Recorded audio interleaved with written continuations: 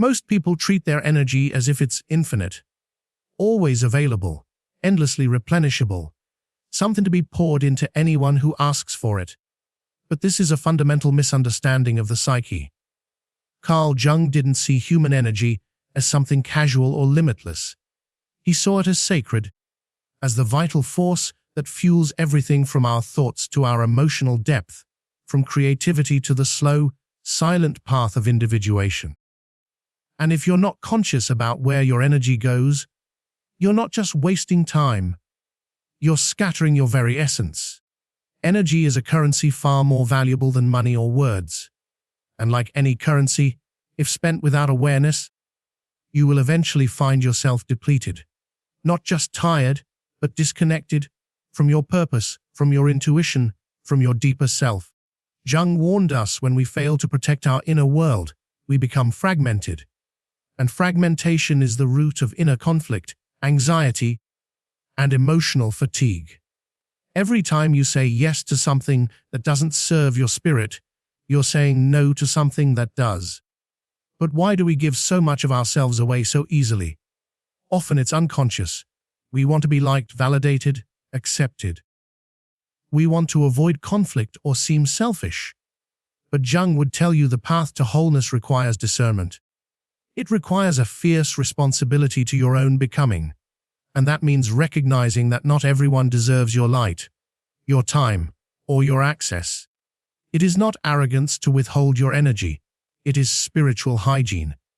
When you begin to see your energy as sacred, you start to interact with the world differently. You no longer chase attention or overextend in relationships that are not reciprocal. You stop explaining your worth or performing for love. You realize that those who truly see you will not need to be convinced. They will feel your presence because you are aligned with your inner truth, not diluted by external demands. Jung called this process individuation, the journey of becoming who you truly are beneath the noise of collective expectation. And individuation requires energy. It requires quiet. It requires you to pull back from people habits and distractions that siphon your attention away from your core. The psyche, after all, is always seeking integration.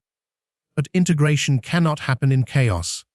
It happens in spaces where energy is respected, where the inner life is honored, where silence is chosen over senseless stimulation. So the question is not, who wants my energy? The question is, who has earned the right to receive it? Who meets you in depth? Who respects your time, your boundaries, your becoming? These are the ones you walk with. The rest, you bless them silently and return to your path. Because when you truly understand the power of your energy, you stop offering it cheaply. You recognize it as the foundation of your transformation, and you protect it like your life depends on it.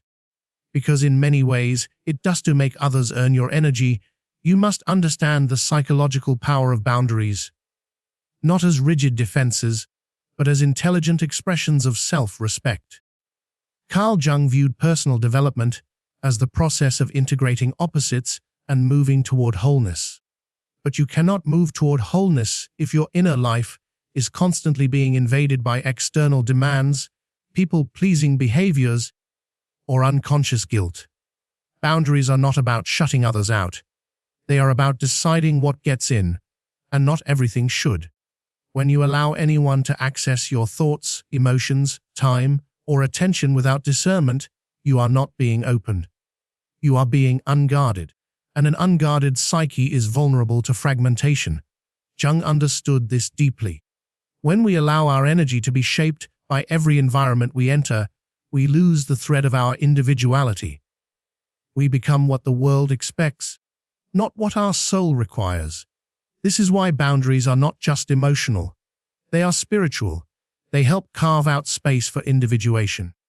And individuation is not possible if your identity is built on the approval or validation of others.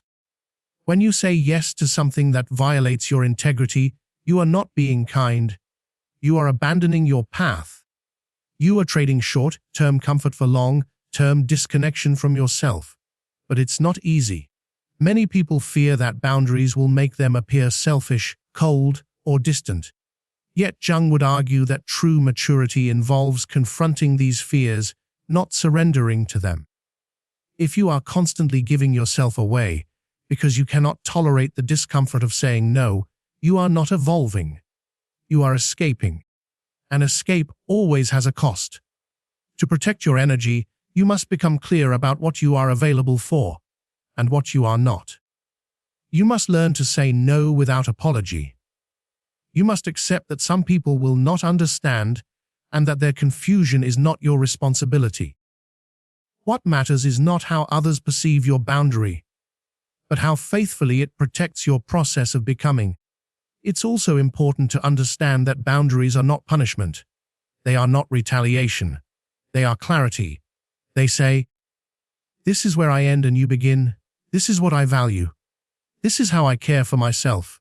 And in doing so, they create the necessary space for self-reflection, growth, and deeper connection, not only with yourself, but with those who truly respect your path. Jung believed that without individuation, a person remains fragmented, merely playing roles in a collective drama. But individuation cannot happen in a state of constant emotional entanglement. You must be willing to step back from the noise, even when it costs you comfort or popularity. So ask yourself, where are you leaking energy because you lack the courage to draw a line? Who are you trying to save at the expense of your own evolution? When you begin to enforce boundaries not from fear, but from depth, you don't become less loving. You become more aligned. And that alignment becomes the foundation for everything meaningful in your life. One of the most profound truths Carl Jung ever offered is this: until you make the unconscious conscious, it will direct your life, and you will call it fate. This isn't just a philosophical statement. It's a direct challenge. It forces us to look inward and ask, what parts of myself am I projecting outward and confusing as reality?